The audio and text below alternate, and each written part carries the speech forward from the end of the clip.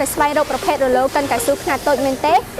នេះគឺជាប្រភេទរលកម៉ាតាដឺដែលមានខ្នាត4តោនដែលកំពុងតែពេញនិយមខ្លាំងសម្រាប់ពុកម៉ែបងប្អូនដែលមានតម្រូវការនៅក្នុងការសាងសង់ការដ្ឋានឬក៏ក្នុងការសាងសង់ផ្លូវជាដើមក្រឡេកមកផ្នែកខាងមុខវិញគឺយើងមានបិទនៅចំនួន sticker ដែលមានឈ្មោះថា Matador ដែលមានផ្ដល់ភាពងាយស្រួលទៅកាន់ពុកម៉ែបងប្អូននៅក្នុងការចំណាំមួយវិញទៀតគឺយើងបានបំពាក់នៅ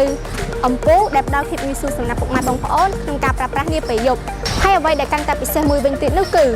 ប្រវែងដុំរហូតទៅដល់ 1/4 ដែលមានទម្ងន់សរុបរបស់រលកទាំងមូលនេះគឺមានចំនួន4តោន200គីឡូក្រាមរលក MDD04 ប្រភេទនេះផងដែរគឺយើងបានប្រើប្រាស់នៅម៉ាស៊ីនយ៉ាន់ម៉ាដែលវា